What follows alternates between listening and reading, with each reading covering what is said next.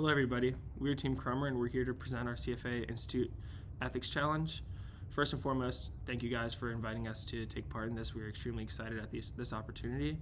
I'm Zach Abed. I'm here with Matej Susek, Davis Mosher, and Maxime Wicki, and I will be presenting question number 1. So for question 1, what ethical issues, if any, do Walter's actions present?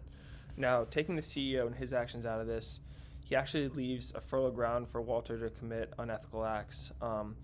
First and foremost, we use the CFA code and standards along with the ethical decision-making framework to identify issues in this situation, and we found a couple issues. First and foremost is clients are supposed to be placed above all, and we don't think that Walter has done that simply because of priority of transactions issues. We're going to expand on that in question 2. And also, acting on speculation, we know that this is just a tweet, and we don't know if the CEO is a liar or is telling the truth. So acting on speculation probably isn't the most prudent or careful thing that he can do with his client's money. And lastly, we don't know about the suitability of this sale of stock. We don't know how large the position is, and what percentages of the portfolio is that held, and what it does in the grand scheme of portfolios held underneath him. So Walter is in a situation where any action that he takes can possibly lead to a cascading effect of unethical outcomes, and we are here to explain more of that in question 2. Now, I will pass it to Maxi to explain that in further detail. Now I'm going to cover question 2. Did Walter act ethically? Walter did not act ethically. Walter placed the interests of himself before the interests of clients, as evidenced by his personal transactions preceding transactions for his clients. By dumping the 200 shares of NextFly in his IRA prior to unloading the 5 million shares he held across clients' accounts, Walter violated 6B, priority of transactions, since he did not prioritize investment transactions for clients or employers over investment transactions in which a member of the CFA, in this case himself, is the beneficial owner. Walter did also not use reasonable care in making investment decisions for his clients and employers.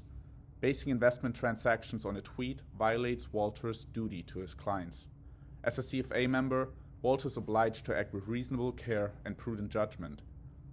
But unloading a high volume of 5 million shares across his clients' accounts merely based on the suspected action of one individual in the market does not constitute reasonable care nor prudent judgment.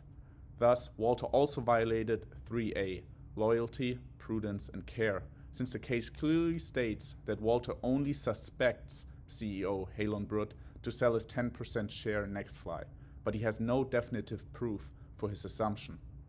As thus, he did not exercise diligence, independence, and thoroughness in analyzing his investment decisions. Walter acted unethical since he sold a massive position of his clients merely based on suspicion that a Twitter poll may affect the stock's price. His decision to unload 5 million shares across his client's portfolio was devoid of any reasonable and adequate basis, nor supported by appropriate research and investigation.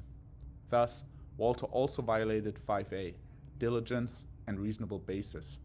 Besides not placing the integrity of the investment profession and the interest of clients above his own personal interests, Walter also undermined the viability of capital markets by speculatively front-running a high volume and volatility event in a specific stock.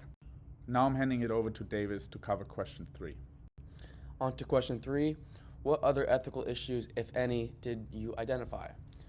Aside from 5A, 3A, and 6B, we also identified 3C, suitability, and 5B, communication with clients, as potential ethical issues. We identified 3C, suitability, as a relevant ethical issue due to the likely various risk tolerance and investment objectives of his clients. While some of Walter's clients may have supported this type of highly speculative action, we don't know the full scope of his client list and whether this action was suitable to the client's financial situations and consistent with the client's written objectives, mandates, and constraints. It is likely this decision does not fit the specific investment strategy of many lower-risk clients. We have also identified 5B as a related issue because there is no communication between Walter and his clients, which would be necessary if the sale did not fit the previously agreed upon investment strategy, which may have been materially affected by these processes. If this action did not match the agreed upon investment strategy of any clients, Walter did not disclose the associated risks. Furthermore, Walter may have further violated 3A, as we are unsure whether he was able to execute the trades with prudence and care, depending on the volume traded on the day, which may have affected the value. We also discussed whether this action would count as market manipulation due to the potential effects his sales have on the NetFly stock price. Now, while it is possible the sale may have had adverse effects on the stock price, we do not believe the simple sale of stock as response to public information would constitute as market manipulation. There is no collusion with others or intent to take advantage of the potential results of his actions, therefore it is not manipulation. On another note, although some may applaud his transparency, the actions of CEO Halon Brute were ethically questionable due to the potential manipulative effects of his tweets. He has a responsibility to his shareholders to act in their best interest, but these tweets may cause illegitimate downward price movement in which he could potentially take advantage of. I will now pass it on to Matej for question 4. Question 4. If you found unethical behavior in this case, what recommendations would you make to prevent similar situations in the future? So on one hand, we can look at the situation presented in the case in a way of how a CFA chartholder or a portfolio manager acted and how we can prevent or at least limit the unethical behavior we have discussed in the previous questions.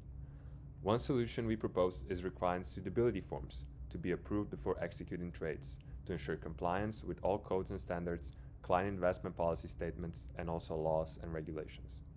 Furthermore, CFA shareholders should be told to use social media as a piece inside of their investment theory to find reasonable investment advice and actions, as opposed to just using social media as a cornerstone of their investment action. In regard to priority of transactions, CFA shareholders should hold their portfolios at the level of their client. Also, employers should request personal trade history of their portfolio managers and traders to make sure their personal trades are in compliance with the CFA code standards and do not violate any other laws. On the other hand, we can look at the CEO Brute's actions. This is something that should be addressed in the future to prevent similar situations, since he was, in a way, influencing investors to speculate with his Twitter poll. This was primarily due to his status in the society and the influence on the stock price of the company, which his actions would likely impede. We suggest that the SEC investigates such occurrences where CEOs' tweets highly influence speculative action and increase volatility. Furthermore, we believe that the CFA should penalize Walter for violating CFA Code of Ethics and Standards and suspend his position in the charter for a predetermined amount of time.